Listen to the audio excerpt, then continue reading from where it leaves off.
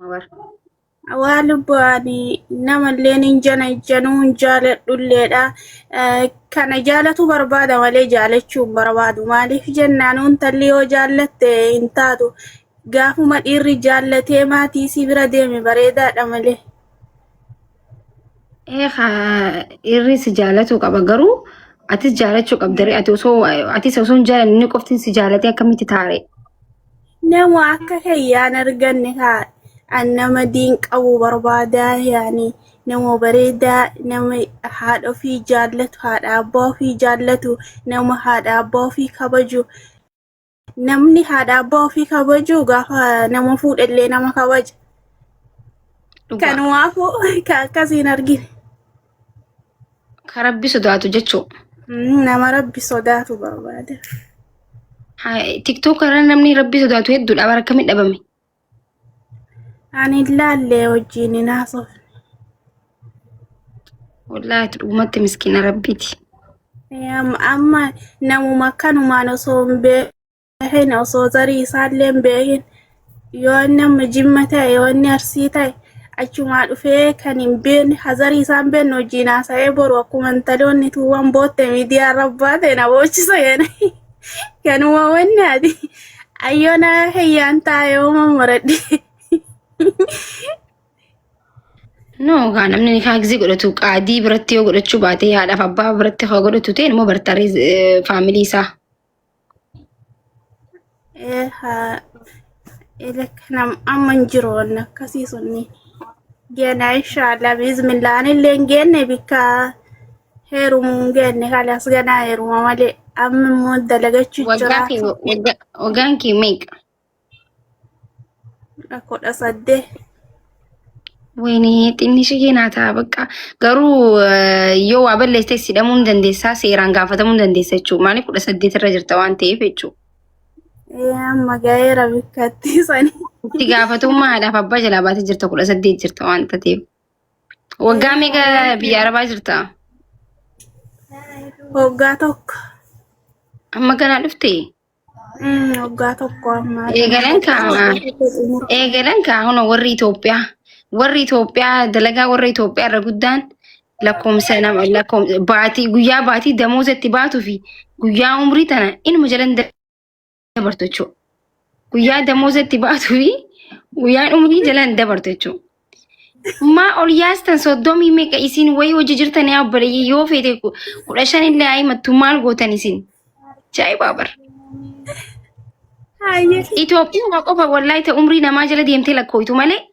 Arabni amma yoo qabdii ati umriin kee meeqa jedhati jaanis gaafatan an akkana yoo itti sinta karaa akkanan dhaabbatanii faranjiinis sin mormitu maaliif jennaan isaan umrii isaanii dhugaa himatan dhugaa kabajataatuma deeman Itoophiyaa qofa ta'ee jibdus ta wal qabdee lakkii jettee wal akkami umriin kee xiqqaatee faa namni waltumaa warra.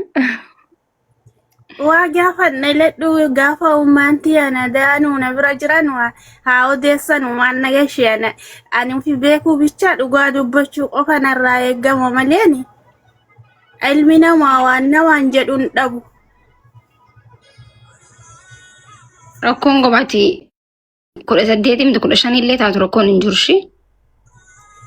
Inshallah.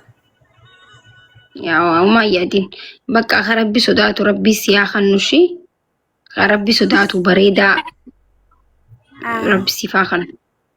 Amiin inshallah. Yaa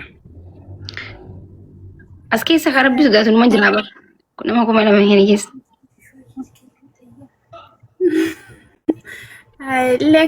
Lekka uummataan heerumuun barbaadu ani. Tiyyaa horee biyyaa baay'ee erga biyya haa jiru osoo heerume wayyaadha. Amma heerumu. Amma waa godhadhee makiinaa fa bitadhee haa heerumu. Mana fa bitadhee makiinaa fa bitadhee akkasi heerumu. Makiinaa kee keessatti inni itti dhufurra kanuma gizee inni waliin dhuftan inni bituu wayyu. Laa takka biyyaa baay'ee maqaan nan tolu haa lubbuutiyya. Namni takkatti gaafa mana baay'ee. biyyaalaatii dhattee galaatti mana qabdi makiinaa qabdi naan jedhani amma lekkee erga takka biyyaa fayyadamu qoradhee Ati jechuun mataa yeroo qaqqabadhee akkasitti quraana qaraa jijjiiruuf waa qabaatti tujjaaromteetu heerumu barbaadda. malee amma heerumuun barbaade diin rabbii baradhee mana ijaarradhee makiinaa bitadhee achi booda quraana illee kattamee fixee achi booda inshaallah biizmillah haadha daamuun babbareeddu ta'a gaafa san dammoo daamaan kiyyallee waa Jidduu san keessatti amma namni wayii tokko quraana irra sii baha sagalee bareeddu takkan yoo achumaan jaalalli si qabee osumas quraana irra sii bahu yoo jaalalti si qabdee akkam goota? Makiinaas osoo hin bitatiin. yoo inni sun nama hedduu nama gaarii ta'e nama rabbi sodaatu ta'ee marraa miskiina ta'e jedhee rakkoon qabu walumatti illee dhandhee wajjin dalaganne jaalalatu taraa mire duniyaa irrallee. Kanaafuu makiinaa bitachuu birallee geessuu hin dandeettachuu laalkite. Yaani osoo inni nama gaarii ta'e akkasuma walumaan hojjetatan yoo nama gaarii hin ta'inii osoo ilaalii wayii itti heerumanii. Yoo nama gaarii hin ta'e osoo ilaalii wayii itti heerumanii yoo inni nama gaarii ta'e yookaan teessisee kana nyaachisa waa ayyaadu hundanaaf buutee yaadaan waraana hayya akkasii wajjin jiraadha. Yoo inni immoo akkas hin taane haa umarraa laaltii miree intallillee dhiirrillee umalaalee nama fuudha walitti nama wayii nama fuudha. Sirriidha bareedduu haala gaarii irra jirta waan ta'eef jabaadhu ishii bu'aan bareedaadha. Inshaallah bismillah du'aa naa godhi sirriitti haala bahayyaa tanteellee rabbiin bultii barakaa rabbi si haa godhu hamtu rabbi sirraa qabu ija silaalte ija aduu laalte rabbiin siifa taasisu. Amiin bareedduu tiyya galatoome. Nashiidaa wayii nuu jee haa erga kanamatti jaaladha. Nashiidaa nuuf hin jettu? Maaltu? Nashiida intalti sagalee akkana ol fuudhee kaa'u kanayyuu hin ta'u waan nashiidaa hoo jedhe sagaleen kiyyan bareedu. Walaloo barreessee dhufaa lubbu. Walaloo barreessee dhufaa gaafa biraa nawaasi. Walaloo afaan qura'aanaatiin barreessee sii dhufaatiini. Gaafa biraa yoo dhufe wannawaasi. Amma dammoo qomatti hin qabanne walaloo afaan quraanaa bara.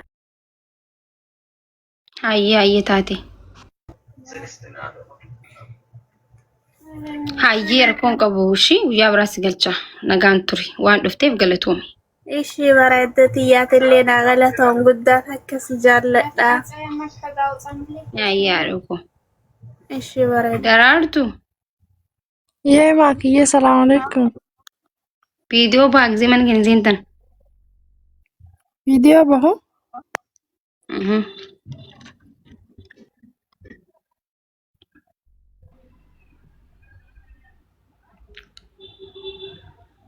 Daraartu.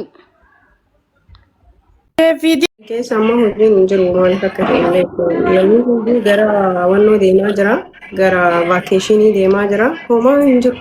Ani immoo Itoophiyaa irraa dhufe ji'a sadii jira ምንም ቁጭ ያልኩ ነው። ምንም ነገር የለም። ኦኬ ታቴ በቃ ከሲት ሚዲያ ራምበበዲኒ